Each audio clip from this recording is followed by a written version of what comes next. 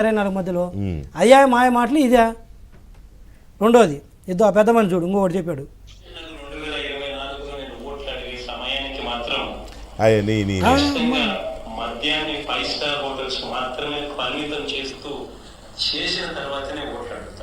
ఇప్పుడు ఈయన అది ముఖ్యమంత్రి అయిన తర్వాత చెప్పింది. ఇది ముఖ్యమంత్రి ప్రతిపక్షంలో ఉన్నప్పుడు ఏం చెప్పాడు, నేను రాగానే మద్యపాన నిషేధం చేస్తానని చెప్పి వచ్చిన తర్వాత మళ్ళీ ఎట్లా మాయమాడాలి చెప్పాడు తెలిసిన, మద్యం అమ్ముతూ 2024 నేను ఖచ్చితంగా మద్యపాన నిషేధం చేసే ఓట్లు అడుగుతానన్నాడు.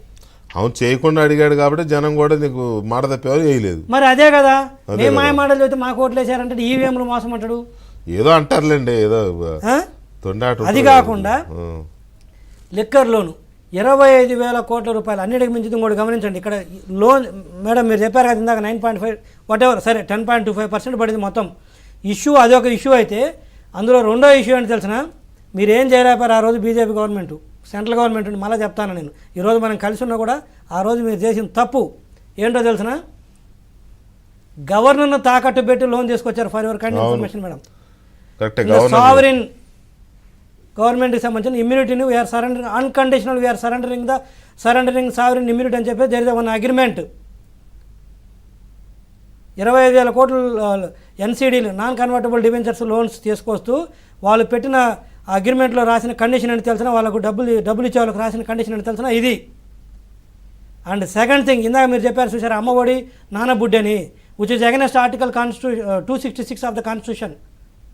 ఏంటో తెలిసిన, ప్రభుత్వానికి ఏ ఒక్క రూపాయి వచ్చినా ముందు ఖజానాకు రావాలి, అక్కడి నుంచి బడ్జెట్లో పెట్టాలి, అక్కడి నుంచి రిలీజ్ అవ్వాలి ఎక్స్పెండిచర్. వీళ్ళు ఏం చేశారు, డైరెక్ట్గా నీకు ఒక సపరేట్ బెవరేజ్ కార్పొరేషన్ డబ్బులు మార్జిన్ అని చెప్పేసి పక్కకు తీసుకొచ్చి ఇది ఖజానాకు రాకుండా లిక్కర్ ఇంకా ఆడబెట్టి అక్కడి నుంచి నువ్వు అమ్మఒడి నువ్వు పే చేస్తావు నువ్వు. అంటే ఎన్ని వైలేషన్స్ ఉన్నవి. నువ్వు ఈరోజు కథలు చెప్తున్నావు, అది తప్పు. 25,000 కోట్లు ఈరోజు మద్యపాన నిషేధం పొరపాటున మేము చేయాలన్నా కూడా నువ్వు చేసే పరిస్థితి లేదు. నెక్స్ట్ 10 సంవత్సరాలు సచ్చినట్టు రాష్ట్రంలో మద్యం అమ్మాల్సిందే.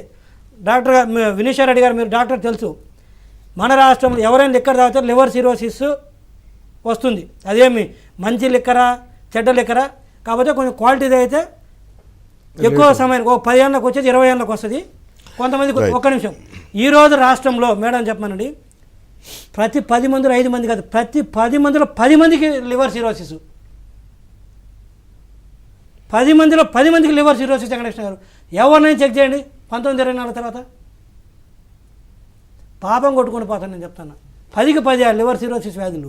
అయితే ఇప్పుడు ఇంత దారుణమైన ఇన్ఫీరియర్ అని చెత్త క్వాలిటీ అమ్మకపోతే 10కి 10 మందికి వస్తుంది వెంకటేశ్వర గారు లివర్ సిరోసిస్ వ్యాధి. ఇప్పుడే బ్రేకింగ్స్ వస్తున్నాయి జీవి. ఏంటంటే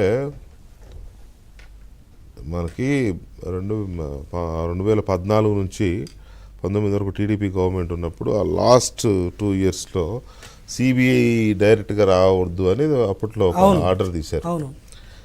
అది ఎందుకు అని అంటే అది వాళ్ళ రాష్ట్ర ప్రభుత్వాల హక్కు. అది వచ్చేటప్పుడు ఇన్ఫర్మేషన్ ఇచ్చిరండి, రావద్దని ఆపేంత రైట్ లేదు, కానీ నోటిఫై చేసి రావాలి అని ఉండింది.